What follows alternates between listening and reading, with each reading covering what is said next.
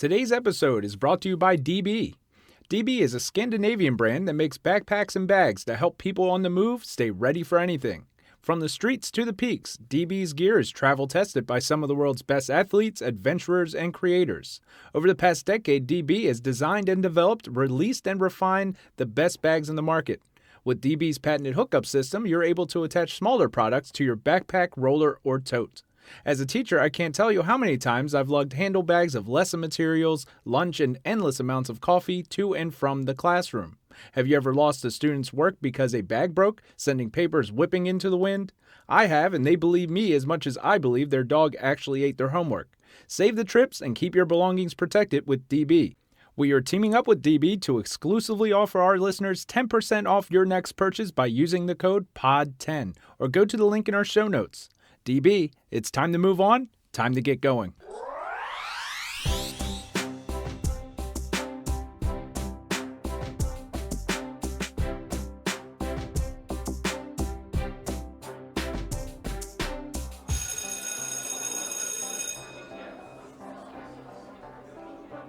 What's up, EduFam? Welcome to the Season 2 premiere of the EduChaos podcast. I'm your host, Jack, and we have a great show for you today.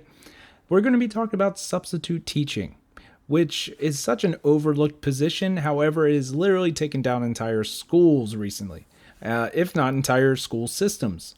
And my guest is the Drama Goat. The Drama Goat is someone I've been following for a while. She has a great, relatable story. She started as a substitute, got hired for a full-time position, had to quit because her placement was absolutely insane, and now she's back to substituting. And we have a great discussion talking about some of the struggles that substitutes find in the job, as well as some ways to remedy and make their jobs easier, ways to attract and retain those substitutes. Without further ado, here is my conversation with the Drama Goat. All right, so I'm here with the Drama Goats. So excited to have you. I know you were on the Unprofessional Development podcast, which I don't mind plugging at all. We're pod pals. And I heard your conversation there, and I've known you on Twitter, and it's been so much fun kind of following your journey. So I'm happy to have you here. Yeah, I'm really excited to be here. I was like, oh, EduChaos, I'll bring the chaos. Let's go. Yes. That's what I'm here for. Let's bring the chaos. Like I said, I heard your conversation on Unpro. And you have a real interesting kind of backstory. Would you mind going through that? What brought you here? We're going to be talking about substituting for the most part. That's kind of the topic of the day, since that's what you're doing right now. But what got you here?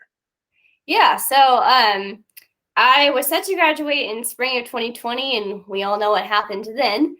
So terrible timing. I wasn't able to. Oh yeah. So I wasn't able to collect test out of my last gen ed. So technically I didn't quite graduate on time, but I finally got my teaching certification officially, all, background checked, fingerprinted, blood drawn, etc. In September of 2020. So by that time it was too late to try to go find something, I felt. So I just decided to, substitute, get some more experience. Just because of like spring of 2020 being my last full semester when I did my student teaching, it was basically all virtual. Like, the part where you teach by yourself, that was all virtual for me. And so I was like, I don't feel quite prepared yet. So I'm going to go sub for a little bit. I don't think you're alone in that. Yeah. It's such an interesting experience that, you came out at that time, you're graduating at that time. And I don't know if anyone within our lifetime is going to have that kind of experience again. It's very unique. My brain's built different, just saying. Yeah. We're coming. The goat is built different, for sure. Oh, yeah. So I decided to sub last year, and I do a couple of long-term positions that are, go pretty well for the most part, including one at a certain school. And then I ended up taking a job teaching 6th to 8th grade public speaking and drama at the school I was at. And I had done a long-term there for 5 weeks the previous March. and it was teaching 7th grade geography with the honors program, geography and English. That was interesting. So I was like, okay, cool. Like, I've been to the school before. Just gonna, And that was a long-term position. Yeah, it was long-term. It was 5 weeks. So it was maternity leave. Oh, okay. Yeah. Yeah. And so I was like, I don't know everything about the school, but I feel, rather comfortable. I'm kind of getting into a groove here, and I, like the kids. I didn't really interact with the non-honors kids a whole lot, just because they sort of had them separated in a cohort. Yeah, so that was interesting. So I take the job there, and it very quickly spirals into just absolute disaster. We had some admin changes before, between me long-terming and between me actually like full-time teaching there. I don't know if that's part of the problem though, but as I got into it with on professional development on my podcast with them and in some of my blog posts, it just quickly spun completely out of control with like no admin support, crazy behavior, like kids getting arrested, all sorts of like just wild things, daily fights, and just I eventually just could not take it anymore.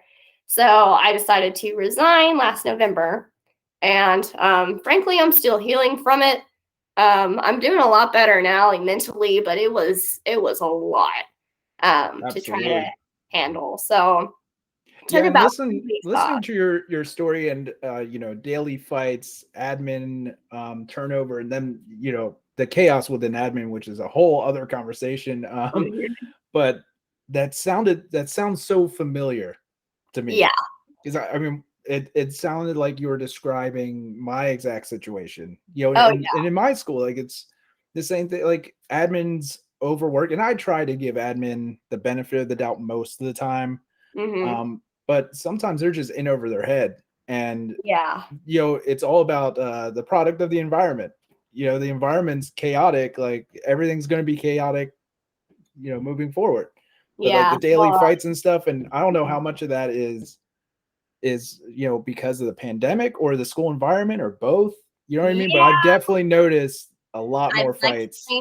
I'd love to just blame the pandemic, but I don't. It was kind of a high poverty, high need area.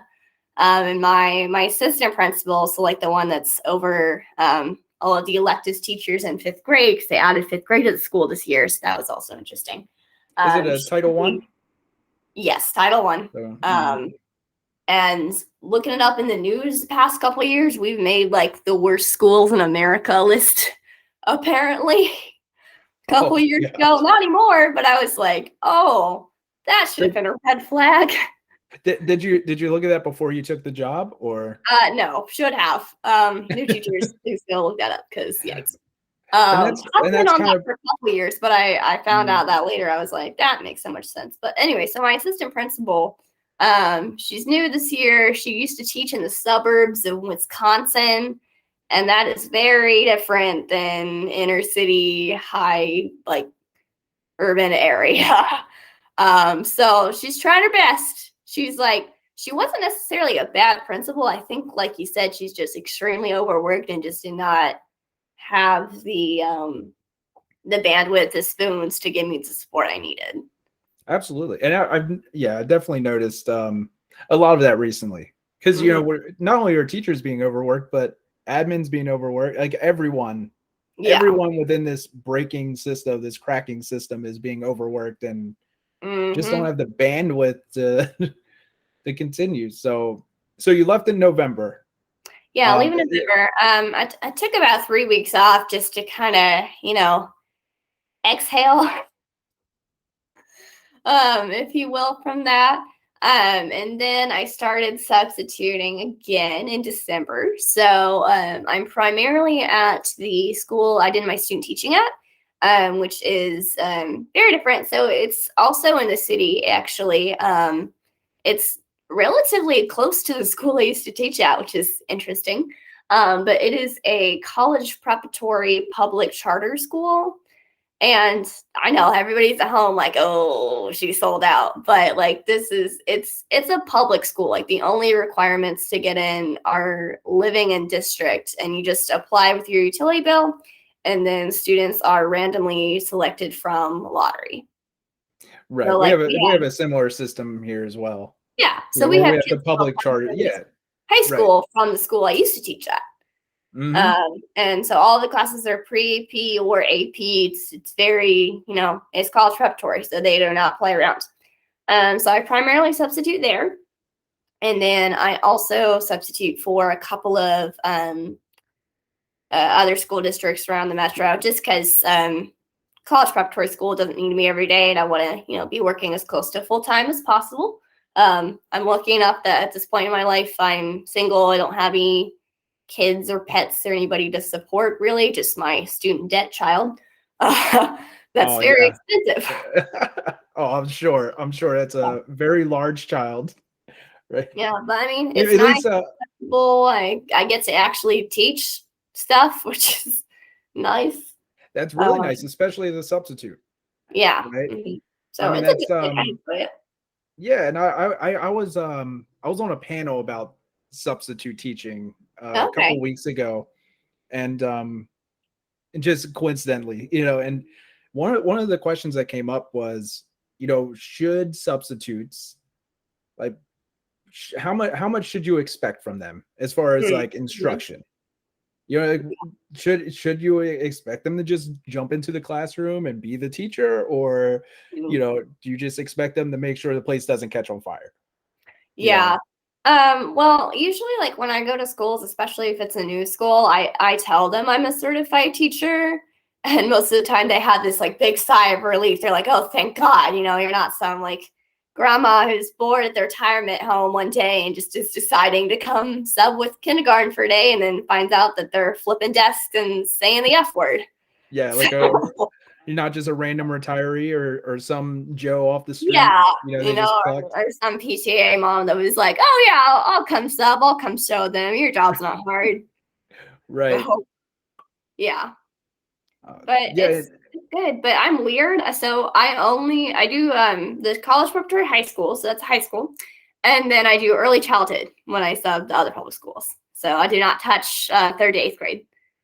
Okay, so you've already crossed that off the list, right? Like that. Yeah, it's just not my like wheelhouse. Like I'll do it, but I strongly prefer either early childhood or high school. Because actually starting out, I wanted to be a kindergarten teacher really badly, and I really enjoy early childhood, and I've done a lot of my like education jobs that aren't school, like summer stuff with early childhood, like summer camps and nonprofit work, and a whole bunch of other stuff has been with early childhood. So those two sides of the coin are kind of where I feel most comfortable, oddly enough. Big kudos to you. I'm kind of the opposite. I like the older kids. When I got to start, tying shoes and, rubbing noses, and not for me.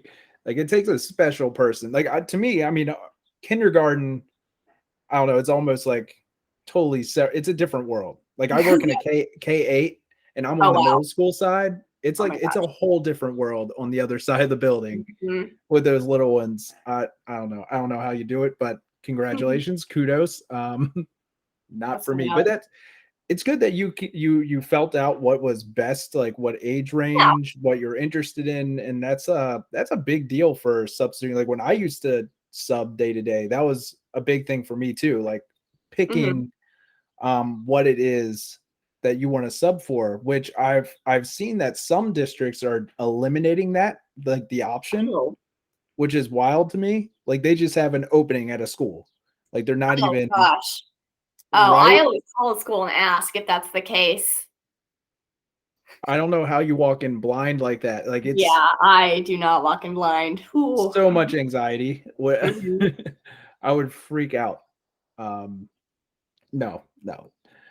Well, so, I always call the school and I ask what grade specifically and like a little bit about it if I have time. And then if it's in school I've never been to before, because some of these districts I sub out are quite large, If I've never ever been there before, I always do a half day to start out, just in case it's a complete trash fire. I'm only there for a half day. Smart, very smart. So, do you I like plan research quickly. or? Okay. Sometimes.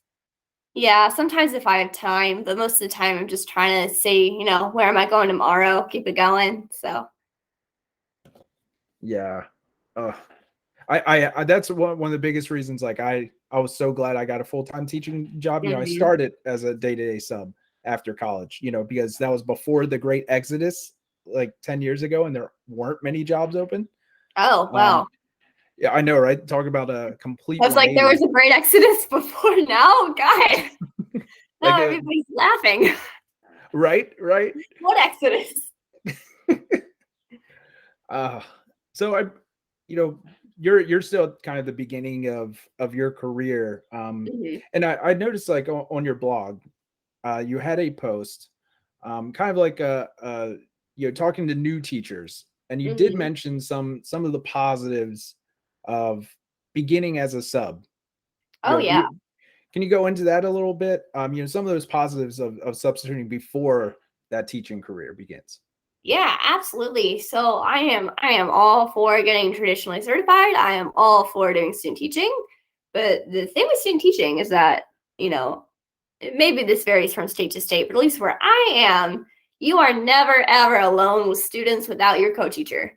They are like 98% of the time in the room. So I feel like you don't necessarily get a true feel for what like day-to-day classroom management is like. And like with my case, I only got one placement. So I never got to teach, a middle school drama class You or an only elementary had school drama one class. experience. Yeah, I only had Right, one like, experience. Yeah, so which your perspective was yeah. literally through the lens of that one Mhm. experience, through the expertise of your student teacher, your mentor teacher. Yeah, and like just because of where I am, there's really not a lot of middle school drama programs. So it was actually really difficult to place me in a middle school drama program because I actually asked for that first. And they couldn't find someone to place me because there's so few options where I am, just for my content area. Yeah, Um, drama is one of those, almost like a specialty program. mhm. And it's I remember when I was in school, and I mean 20 years ago was a long time ago, but like I was in middle school 20 years ago, and we had a drama program, and That's like great. every school I was in had a drama program. But Mhm. now, maybe it's because it's hard to find qualified teachers. I don't know, but like it's really Yeah. difficult. I don't know anybody at like our local.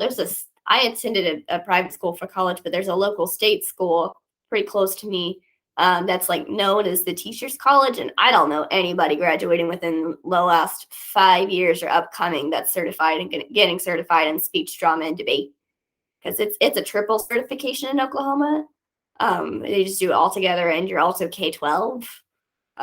Just Do you, because there's so few. are there a lot of certified reading or English teachers who also do the drama, or? Um, Not usually, no. I mean, because I already had to double major to do mine, so Oh it would have wow. been a lot. What was your major? What was the double major? So I have a BA in theater and performance, and then I have my education certification. Oh, So okay. kind of strange. So technically, I don't have 2 degrees, but I had to double major. Right. So No, I just, so you got like your degree and a certificate, something like yeah. that. Yeah, so Mm. I have like it's like 1.5 degrees is what I tell people Yeah. because it's a lot. So yeah. I had something like that. My degree was originally in phys ed, and which Oh, which is kind of like another specialty, mm-hmm. and which is why I couldn't find a job right out of school, because PE teachers literally stay in their job until they die, Yeah. or at least they did. And there aren't many, kind of like drama. There aren't many per school that are open. There's Mm-hmm. one usually, if one, but I had a PE degree and it had like a health certificate with it. Mm-hmm. So it was kind of a Okay. similar deal. Yeah. Yeah, so anyway, so substituting I recommend for new teachers because of not having your mentor there or your, coordinator, supervisor, whatever you want to call them, your person. I especially recommend like long-term positions, even if it's not in your content area. Because again, you get used to being the only adult in the room. You kind of get that routine. You can find your flow a lot easier. And I've been lucky enough to where I've done 4 long-term positions now, and on average, they're about 3 months, and I have never had to write lesson plans for them. Oh, so it was all planned out for you. Yeah, so most of the time it was in a I hate this term, but core subject. I'm using air quotes. This is a podcast, but just Right. air quotes. Um, and most of the time it was core subjects, so I could collaborate with someone else that was, also teaching that same grade and subject, and I would just, ditto them basically. Yeah, Um, that's a so great deal. but for Especially right now. which was nice because I didn't get a chance to take a classroom management course in college because small college problems. It was only offered every 3 years, and it was offered the semester that I was required to study abroad for my theater degree. So I didn't get to take that class. So being like not having to worry about the lesson planning part and like only doing the classroom management part with these 4 long-term positions gave me a lot of like gave me a unique experience that student teaching did not provide. Yeah, and I could totally see that. And I was wondering, I don't know. I was going to get to this a little later, but that whole experience of coming in, and it's almost like as soon as you come in as a sub, right? You have to know what you're doing for one, but you have to learn the students on the fly. You have to Mm-hmm. learn their management systems on the fly, or enforce your own right away. Yeah. And like you said, that's so different from student teaching. Mm-hmm. I was curious as to why more areas don't kind of pull from the universities, like local universities. Like I have like 4 or 5, 6 local universities around us, but we can't get substitutes. Like, why can't we get some of those upperclassmen from Yeah. schools to come in and substitute, even if it was like a part of a course, part of Mm-hmm. one of your 300, 400 level education courses, like, Mm-hmm. make a deal with the district. Hey, they have to come in and sub 3 days, they get credit for your course. We also get Yeah. substitutes. It's kind of a win-win, and you get that real authentic experience. Mm-hmm.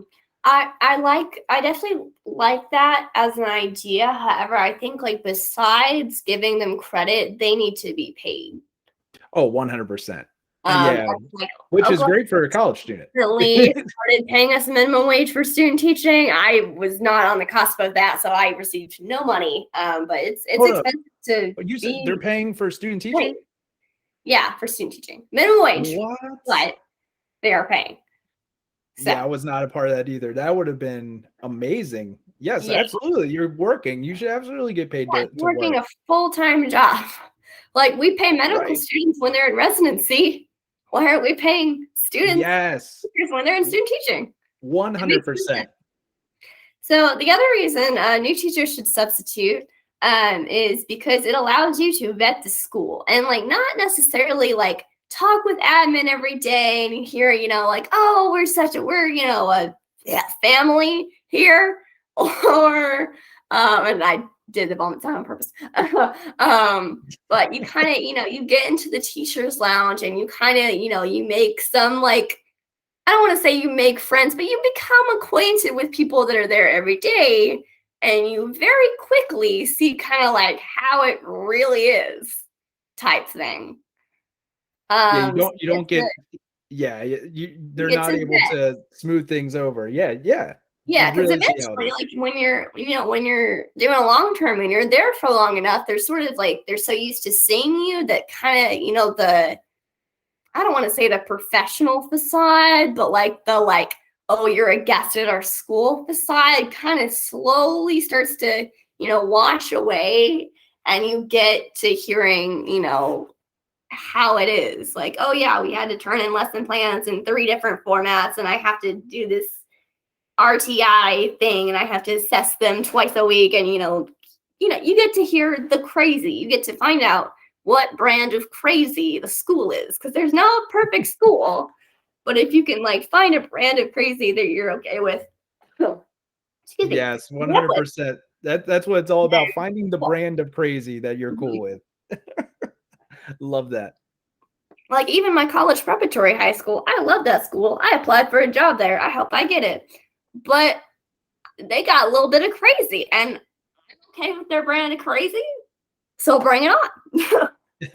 Yeah, you got to find what yeah, exactly what you said. What kind of brand of crazy that suits you, because every single school has it. And that I've noticed, like in my school, which sounds very much like the school that you left, I've noticed a lot of some people will stay just, and I've stayed. I've been there for 5 years, mainly because it's a crazy that I know.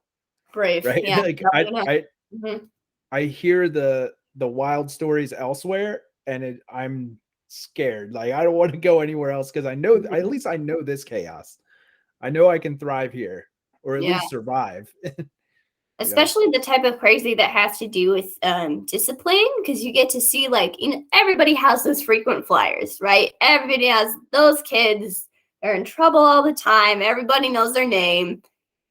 We all have frequent flyers. Even the college prep school and that has frequent flyers. You get to see what is done, if anything, about those frequent flyers, or if they're running the show. Like you get to if you're watching the puppet show, right? You get to find out who the real puppet master is if you sub long term. Exactly. So. Yep. Yeah, you know who is running the show, and you find out which kids are those puppet masters, like you said. There's always a handful that can control everyone else. Yeah. And a lot of times sometimes they don't even realize it. Those kids, you have to pull them aside. Like, look, they follow you. Like whatever step you make, they're going to make. They're going to follow. Yeah. So please choose wisely. But the first long term I ever did was middle school literacy class, and the students, like, I don't know what to call them, like the real teacher, like the normal teacher, whatever. The teacher that they were scheduled to have, that was not me, had not been there all year. So I get there in like mid-September, right? So they've had like daily subs every day doing like just like multiple choice worksheets and just like busy work. There's a stack crossword puzzles on the teacher's desk 6 feet high of paper, swear on my life.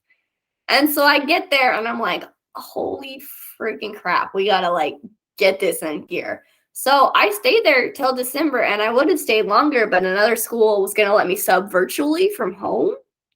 Oh, bet. And on substitute pay, I was like, yeah, I will gladly save that half-hour commute gas money every day. Done. Bye-bye. So I told my kids, like the ones that I had been, subbing for, because they were my kids at that point. I, gotten to know them. I'm teaching them for half a year, pretty much. And they were like, oh man, did we do something wrong? Like, I thought you were just our teacher now. And it broke my heart. It broke my heart. I bet, you build those relationships and those routines, and every kid just wants structure. Even if they don't admit it, they just want that structure. And for that structure to be leaving, it's almost like that safe space is going to be gone. Yeah, I can't imagine doing a long term for early childhood. I feel like that would be very difficult, like emotionally. Yeah, 100%. Yeah, 100%. I don't. And have you seen a lot of those positions, like where the teacher hasn't come like since the beginning of the year? It's just an open position. Well, it wasn't necessarily open position in this case. The teacher, like it was like a teacher just medical issues, like started out with diabetes, and then it was a heart thing, and then he had to have something amputated, and like it was this whole ordeal. Bless his heart. It was like, oh wow. I don't know if the guy was like close to retirement or like needed to retire type thing. But it was rough. But I actually do not sub for teacher vacancies on purpose. True. Yeah, that's because probably a when good I do call. that, I have my most stressful days subbing. And like, my thing is like, after my last school, I don't get paid enough to be traumatized like that again. So I do not sub for teacher vacancies ever. Like Yeah, that's a hard you don't boundary. want to have to spend your salary on a therapist. Yeah.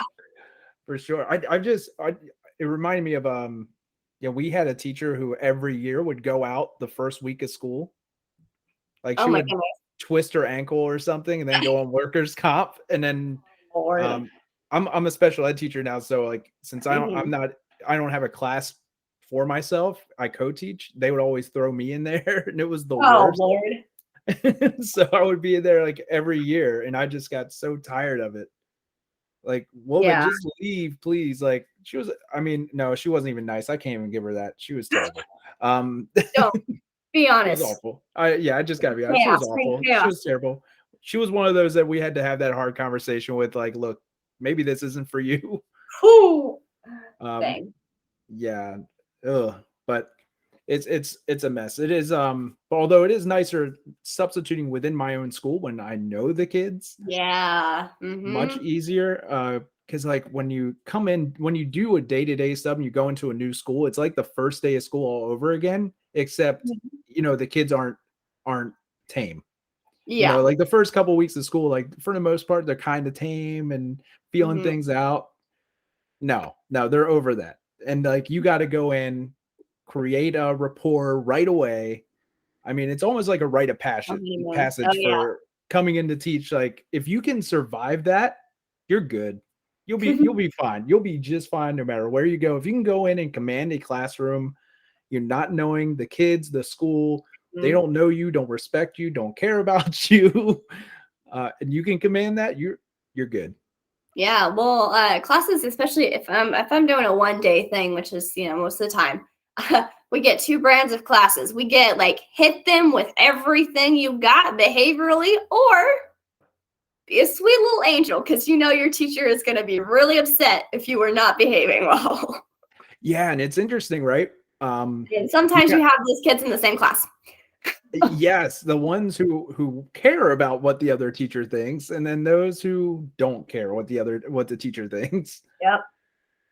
Yeah, I And remember. especially early childhood, it is very apparent what kind of teacher they Mhm. normally have and like how together their management is and organizational things. It is apparent within the first 5 minutes of class, even with secondary.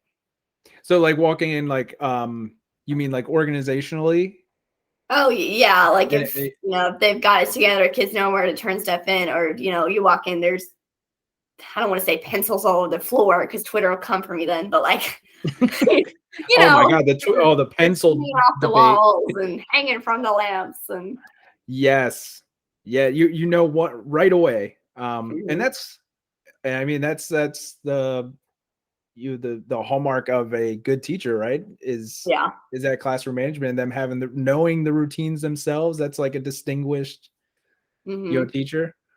You I've definitely actually know been those. having I've actually been having conversations lately with my colleagues at the college prep high school because they are a lot more strict about behavior and stuff like that. They don't really have like mid-level stuff. They just have referrals. And so like stuff that I'm expected to write referrals for at the college prep school is stuff that like I might have time to address the school I formerly taught at. Maybe lunch detention if I really have the bandwidth to, document and log that in. So So, give me an example. Give me an example of one of these. oh gosh. What's Oh, like? Yeah, give me a referral that you had to write there. That here we go. So I really screwed up the other day, to be honest. I'm at the college prep school. This kid, frequent flyer, is just like talking and talking and talking away, just not doing his work. He's like sitting down, not necessarily being or remove them unless they are being physically violent, no matter how disruptive they are. That was the policy. Like not like said so to my face, but like that was how low the bar was. So I so apparently basically, unless there was physical violence, they weren't yes, leaving. yes. And so like college prep school, I should have written this kid up because he was not doing what he was supposed to do. Wow. Yeah. Mm-hmm. Okay, so yeah, so the one that kind of the disparity between the two. Yeah. And trust me, I know all about the physical altercation and that, because we've had kids literally come right back into the room, which triggered them to begin with to physically assault someone else. But yeah, it sounds like this. Right. It sounds like this college prep school is kind of like how school was, before at one time. Absolutely. Yeah. And it's like that. It's not that the kid was being so disrupted that other people, like other students, couldn't work. It's just that he had no intention of working on his assignment. And I did a general class reminder. I used proximity. We had a hallway conversation. I should have just either written him up later or sent him to the office for that, because the bar is higher. Right. So those expectations. Yeah. So it's not that I'm being punitive. It's just like that. The expectation is that a teacher asks you to do your assignment and you do it. You do not argue. You don't, play these games of avoidance and, oh, I don't have a pencil. Like this. It's not a thing. You do your work. Right. You either do it or you don't. Yeah. I mean, that's it. It's pretty straightforward. So we do not play any games. Which is how school was. That's how it was when I was in school. Back in my day, yeah.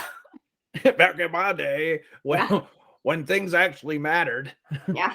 My teacher hit me on the knuckles with a ruler and I cried, and I was better for it. Right. But no, it's not that hardcore, but yeah.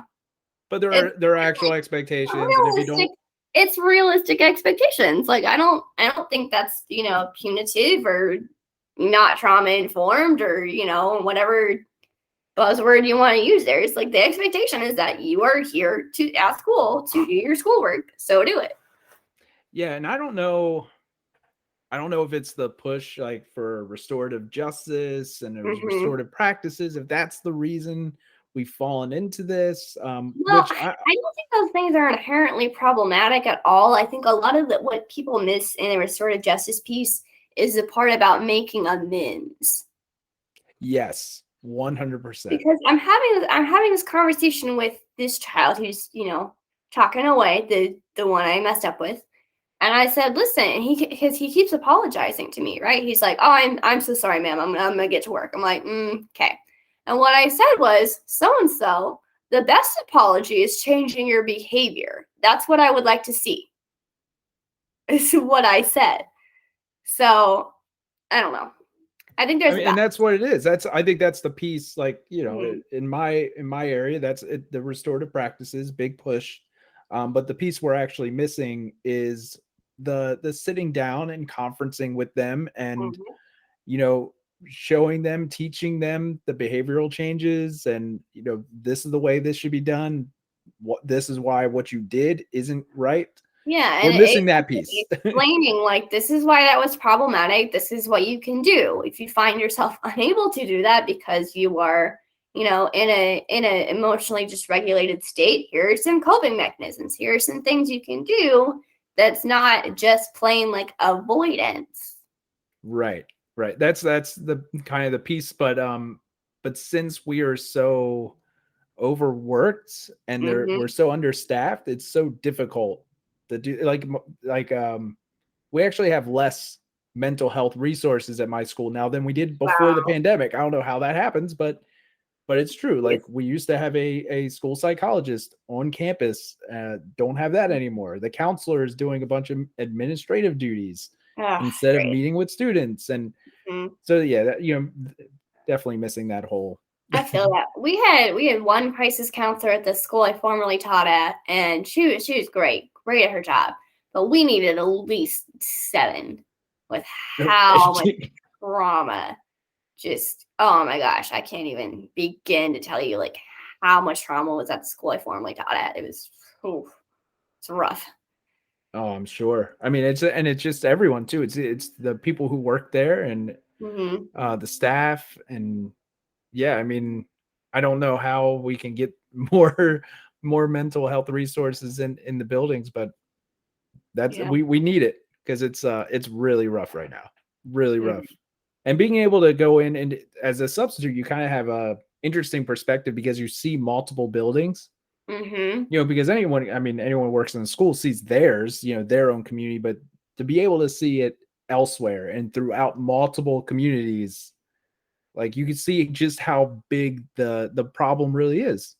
Yeah. I mean, like I said, with like going into classrooms and it being apparent about the teacher, that's also true for the school. If I go in the front office, phones are ringing off the hook, people are literally running around the office and it's like first thing in the morning.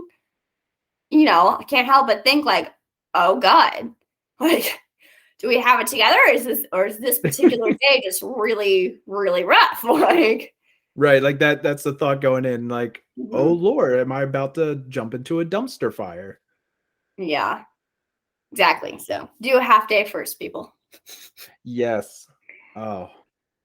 So moving forward, we know just how important subs are, because literally I think it's the biggest issue that we have in schools today because there's such a ripple effect. When you have no subs and you have 12 teachers out and you have to cover from within, the trickle effect is immense. So I'm curious, what do you think we can do to retain subs and attract new subs coming in?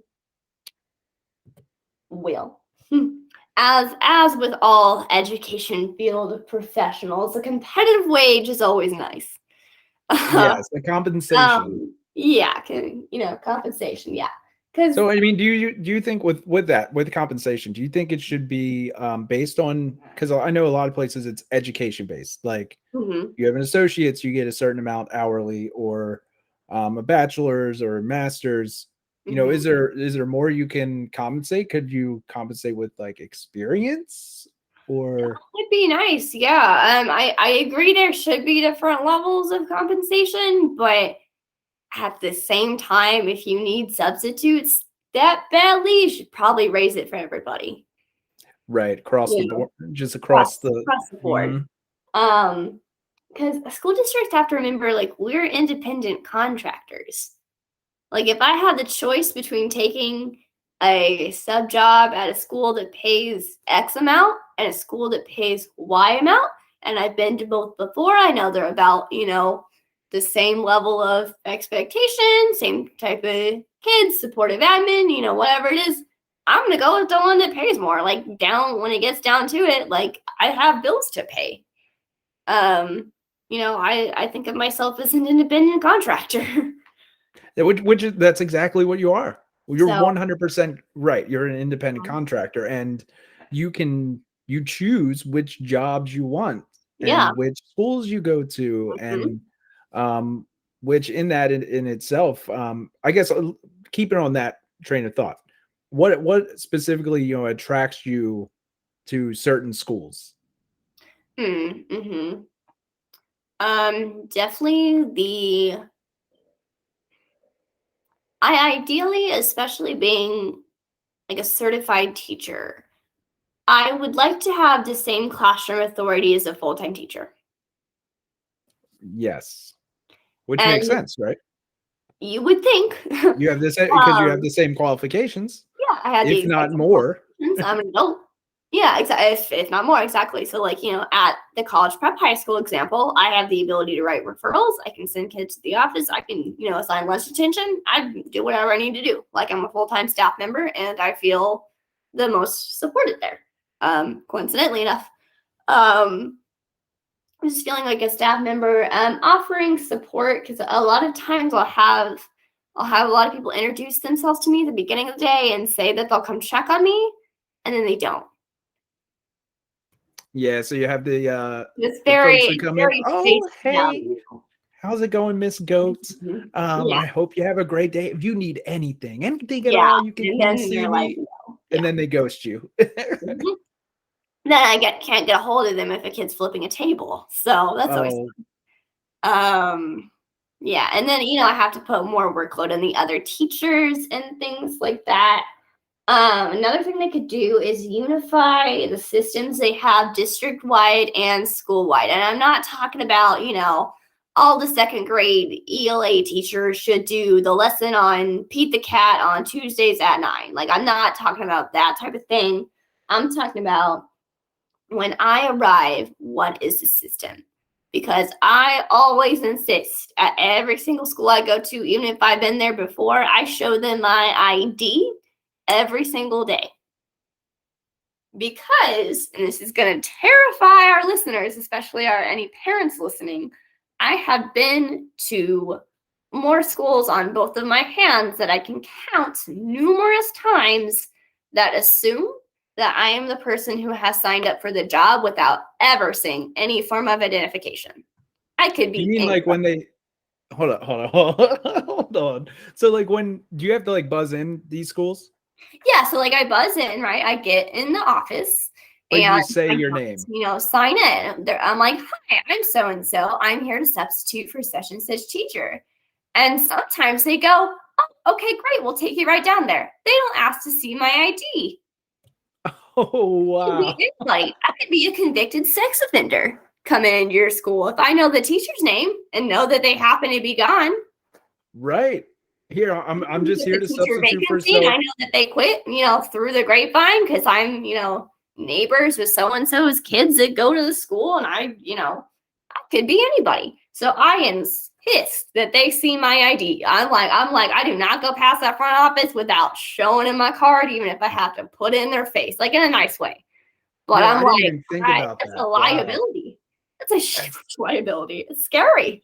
That's really scary. Mm-hmm. I mean, the kids, wow. Yeah, I didn't even. And I need some sort of visitor badge as well. Sometimes I don't even get a visitor badge sometimes. I also need a key to get back in the building. There's nothing more terrifying than going outdoors to recess when it's just going to be your class, or like going to the STEAM pod thing for specials, and not being able to get back inside the building. And now I have 20 sobbing kindergartners who think that they're not going to get back in the building and are freaking out because I can't get access into the building. If you're out recess and there's some random gunshots and you have to run back in the building. Exactly. Some of these areas I'm subbing in are not the safest, and it's terrifying. I need some sort of visitor badge, especially like I'm pretty baby faced. So sometimes when I'm at high schools, if I'm not at the college prep one, sometimes people are like, you need to go to class. And I'm like, I'm 23. And they're like, what? Go to class. And I'm like, no, like I'm in a school. Like, does a high schooler normally wear a blazer? Like, ma'am. Right. Even your highest achievers are probably not wearing blazers. Yeah, unify the system. Give us like some sort of like red lantern, like something loud, that says like you are supposed to be in the building. And also like systems for drills are sometimes very hard to find, especially like how do you define a lockout versus lockout drill versus how does school B define lockout drill? Because that, can vary, for example. And, some of these school maps are like hard to read, frankly, like, can't find so-and-so needs an EpiPen.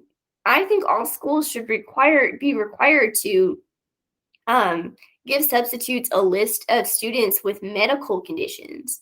I subbed a first grade class one time, found out one of the kids was half deaf just because they told me.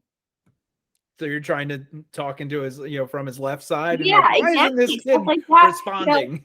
Other kid has an insulin pump because they're diabetic, and they were like, "Oh, can I go, change such and such?" And I'm like, "Wait, what?" So they show me, and I'm like, "Oh, that would have been nice to know at the beginning of the day because you are 6." Like, what? A 6-year-old should not be in charge of advocating for their own medical needs with a stranger. Right. That's a teacher's job. Absolutely. So where do you think the line is crossed on that? Because there's always a group of folks who like do not cross the line for HIPAA violations, and so where do you think is the balancing act of necessary information for a sub and crossing that line? I mean, like, you don't have to tell me the diagnosis necessarily. Just tell me, like, if there's something I should watch out for, like a seizure disorder, for example. Like, tell me things I need to know in order to best serve that student. In order to, do your job. Yeah, in order to do my job, because the alternative is a liability for you and for me. And if I'm coming to school having this liability all the time, I'm not going to come back and sub for you again. Why should I? 100, yeah, 100%. And now, is it you think it's the same for like students with IEPs? Or would you just rather see like the accommodations or something like that? I think as a certified teacher, if I saw the accommodations, I could probably deduce, what type of thing we're dealing with. Right. So, if I have on the notes, like, little Johnny is going to go see Miss K for around lunchtime, I can be like, okay, so that's, the nurse who's got some sort of medical condition, or, is going to have a calm down space in a resource room, or, something like that. I can deduce that. I don't need to know specific diagnoses, but it's always nice to know who to kind of keep a closer eye on a little bit. Not necessarily because they're a behavior issue, because I'll have that happen sometimes too, where like the teacher will list a couple of like helper students, air quotes again, imagine air quotes.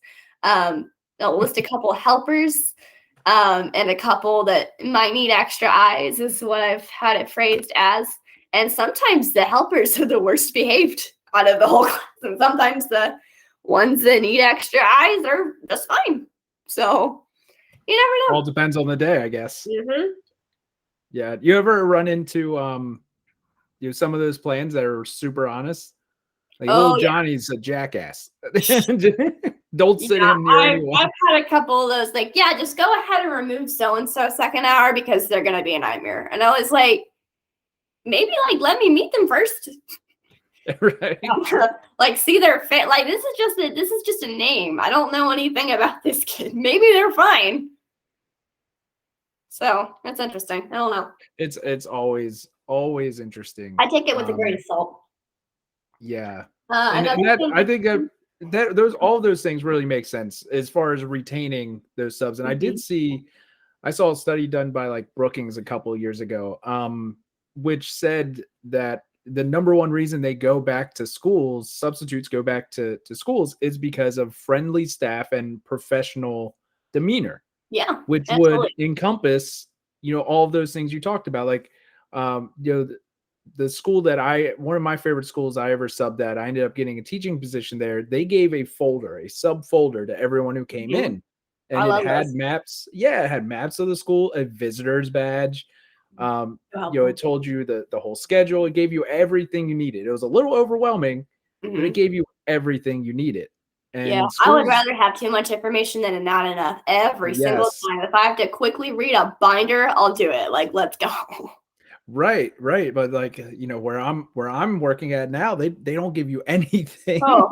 They just say, go down to your right, third door. Jesus Christ.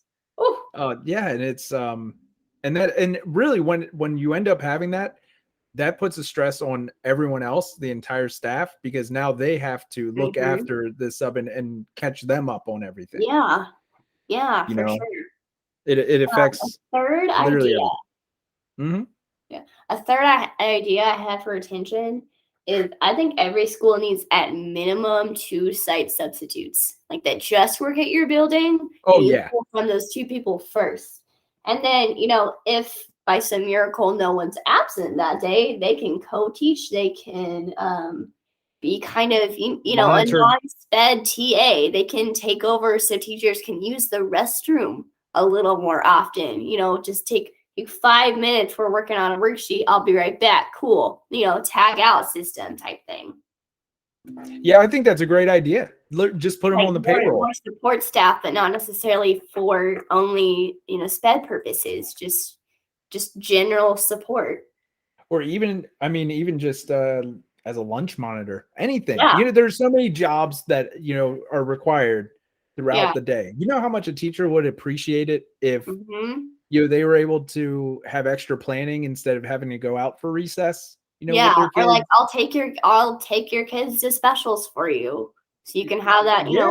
5 minutes, or even like, a mental health break, like just for a minute. Because sometimes, adults get dysregulated too, like emotionally. And so, if they can text you know, the side Yeah, I've side, seen that a lot. person, hey, I really feel like I'm gonna lose it. Just give me like 5 minutes, get some water, take some deep breaths, like be by myself for a minute and calm down because, I don't have lunch for another 3.5 hours. Please help. And we've had in my little corner of the hallway, we all work together to do that. We all kind of tell each other like, hey, I know you got that one class coming. At any time when we basically have that one class, if we need some help, we call on each other to come in. It would be so nice if we had someone else, because if we leave the room, now no one's watching our room. But we've had numerous teachers like almost pop off. Like, just like, you know what? Put me on admin leave, send me to teacher jail. I'm ready to give it all up. Yes. Just ready to lose it. Yeah. For sure. I think that would help teacher attention so much. Oh yeah. Oh yeah. It's not a 5-year club anymore. It's like an 18th month club, frankly. It really is. I've seen like 2 years of graduate school. I mean, just in my school alone, I had 3 teachers leave who are new to teaching this year. The year hasn't even ended yet. Yes. Yeah, I was number 4 at my school when I resigned, but I don't know how many. I forget how many of us were new. We had one that quit before the school year even started. Like we're doing pre-service days. She quit. And I was like, whoo. I don't know if her didn't even show up. odometer is like really on point, but like should have followed her footsteps. Like they got to be in double digits by now at that rate. I mean, oh yeah, I know. I have a buddy that teaches at a school down the road, and they've had 13. They had 13 quit fall semester. 13 just before Christmas. Wow. I was like, it's not a big school either. Like, I don't even know what you do. Like, if I was admin, I'd be pulling my hair out. Yeah. Like at one point, do we decide the schools are so understaffed that we close them? And I'm afraid the answer to that is probably never. Like probably like when it's just the head principal left. Oh yeah, they'll throw them all into the cafeteria or the auditorium or the gymnasium, and great for drama class. We love that. Yeah, or do like New Mexico did and send in the National Guard. Jesus. Like sometimes I'm like, some of these schools could use the National Guard. Oh, I know, right? Get it under control because they need someone in a military outfit to come in. Yeah, set them straight. Oh, it definitely feels that way sometimes. But it seems so apocalyptic to think about that we have the National Guard coming into schools because we don't have teachers. Yeah.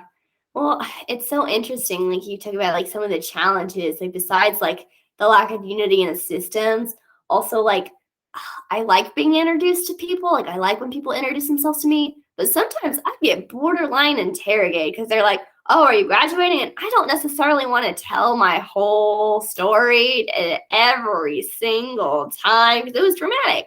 I'm like, yeah, I used to be a teacher, but I had to resign. It was really rough school. And they're like, oh, well, where did you teach at? What subject? Do you know someone? So I'm like, I'm here for one day. Can you just like back off just a little bit? So every school you go to, you get these same questions. Every single time. And they're like, I look pretty young. So they're like, oh, you're in college? Or you? I'm like, college graduate, certified teacher. Where do I go? Just bringing up those traumas over and over again. Yeah. I'm like, can I do my job? I'm here to help you. So help me help you. Help me help you. I mean, that's that is I'm there for an interview. I'm like, I'm not. Like, I'm not even certified to teach elementary. I'm just here to, hang out with kindergarten for a day. I love kindergarten. Right. And get paid. You gotta get the bag. Like, this is a job. Like every other person that teaches here, this is a job. Like it's a great job. It can be a great job, but it's a job.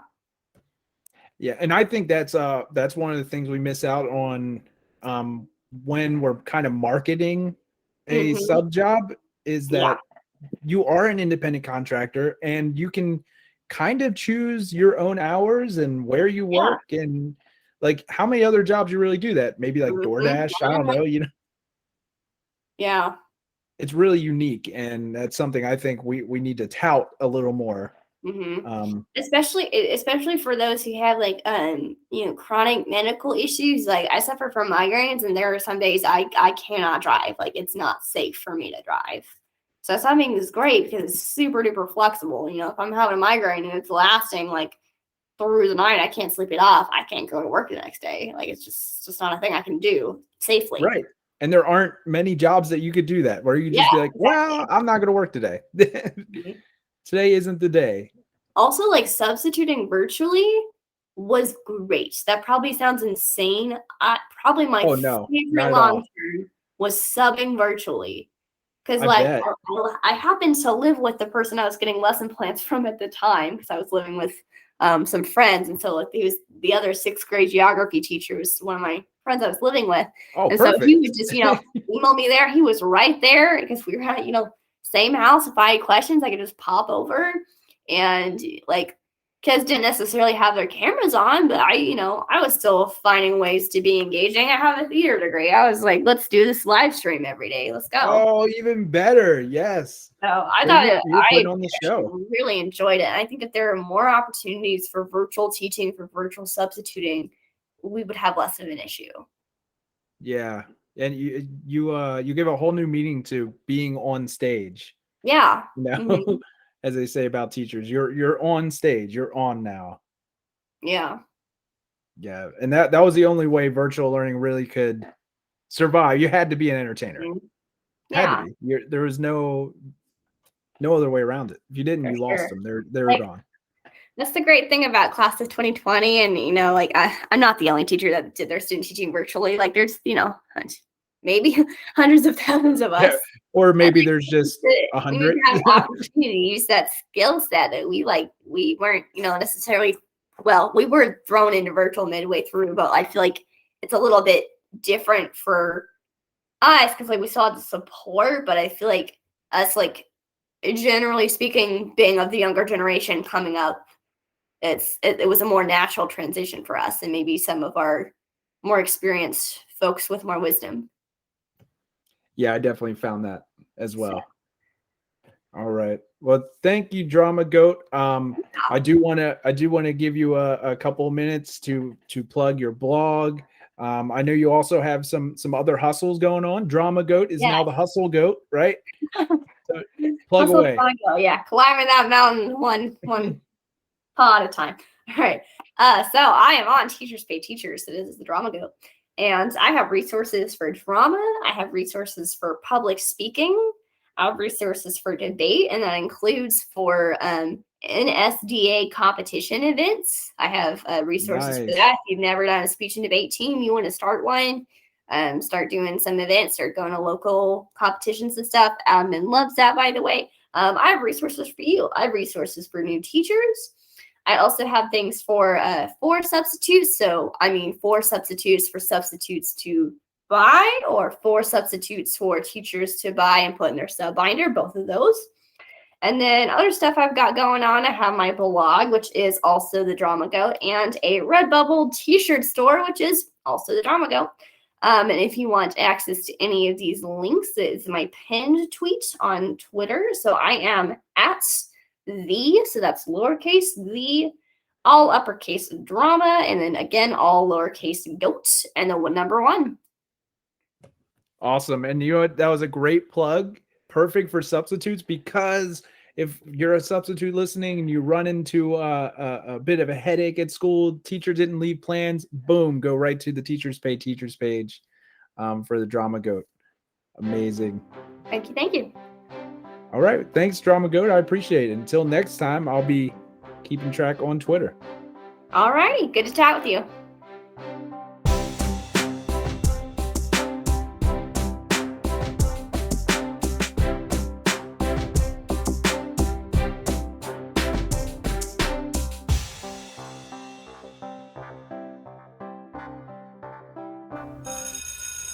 Hey, you folks, don't forget to like, share, subscribe, and leave a review. We are on all major platforms. Guys, no one heard me.